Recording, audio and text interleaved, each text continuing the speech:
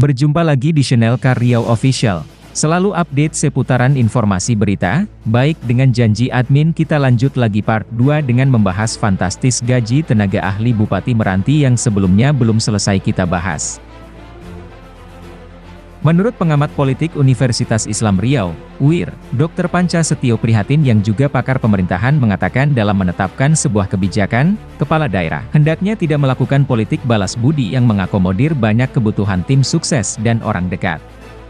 Sementara itu ditambahkan hendaknya kepala daerah yang kebijakannya menggunakan APBD, berkoordinasi dan atas dasar persetujuan dari DPRD. Hampir banyak daerah, para kepala daerah menggunakan tenaga ahli untuk membantu memberikan pertimbangan teknis dan non-teknis terkait dengan kebijakan kepala daerah. Tetapi berbagai macam interpretasi muncul ke permukaan misalnya untuk mengakomodir tim sukses, relawan dan lainnya. Di mana ini dijadikan bacaan terhadap orang yang secara personal berjasa kepada kepala daerah. Terkait dengan honor yang diberikan menggunakan APBD mestinya harus mendapat persetujuan dari DPRD agar sesuai mekanisme dan peraturan yang berlaku. Sebelumnya DPRD Kepulauan Meranti tidak mengetahui secara persis adanya penganggaran itu. Hal itu dikatakan langsung Ketua DPRD Kepulauan Meranti, Ardiansyah. Kita belum mengetahui hal itu karena belum melihat DPA-nya.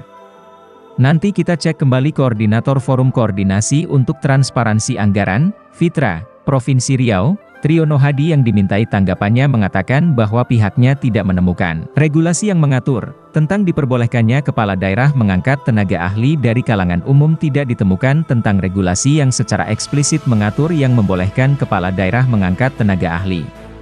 Namun dalam UU Otonomi Daerah ada istilah diskresi kepala daerah, juga tidak spesifik diskresi mengenai itu, kata Triono Hadi, Kamis, 13 Januari 2022, disebutkannya, dalam kerangka SDM Birokrasi Daerah. Ada istilah staf ahli, seperti yang diatur dalam Permendagri 134/2018. Namun perlu dicatat staf ahli yang dimaksud adalah staf ahli yang berasal dari pegawai ASN. Bukan non-ASN. Untuk penganggaran tenaga ahli Bupati di Kepulauan Meranti harus dikonfirmasi apa yang menjadi dasar Bupati mengangkat mereka. Apakah dasarnya diskresi atau ada aturan lainnya yang membolehkan? Bupati atau Sekda tentunya harus menjelaskan hal tersebut kepada publik tentang dasar yang digunakan. Dicontohkan memang ada istilah ahli non-ASN yang bisa diakomodir dalam pemerintah daerah. Namun ahli yang digunakan pada kegiatan khusus seperti misalnya tenaga ahli penyusunan RPJMD, ahli lingkungan pada kegiatan perencanaan, dan lain sebagainya. Pertanyaannya, apakah SK tenaga ahli yang dimaksud oleh Pemda Kepulauan Meranti itu adalah tenaga ahli pada kegiatan teknis? Jika itu dilakukan, maka standar biaya yang dipakai tentu harus dievaluasi lagi. Juga waktu bekerjanya tidak full bulan dalam setahun.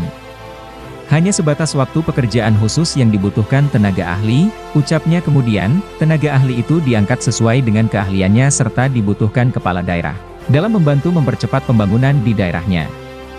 Dan hal paling penting kata Triono, sistem penggajiannya harus disesuaikan dengan kemampuan keuangan daerah. Tentu ahli memang dibutuhkan dalam situasi tertentu, dan itu tidak bisa dinafikan karena SDM ASN misalnya belum mumpuni pada bidang tertentu.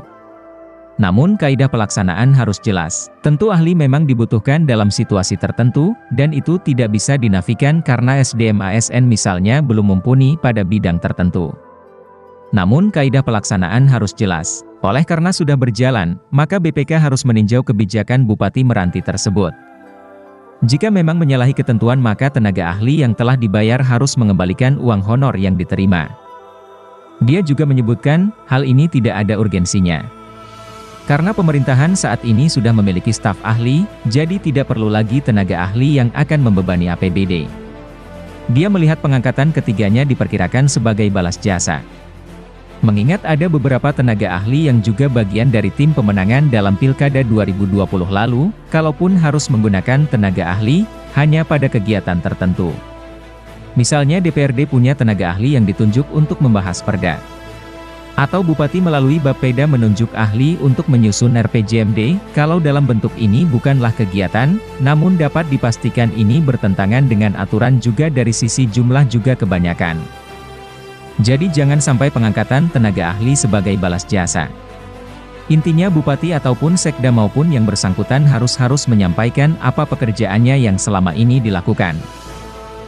Bagaimana tanggapan para pendengar? Silahkan tulis di kolom komentar, dan jangan lupa subscribe channel ini, supaya tidak ketinggalan update informasi terbaru. Sekian, terima kasih.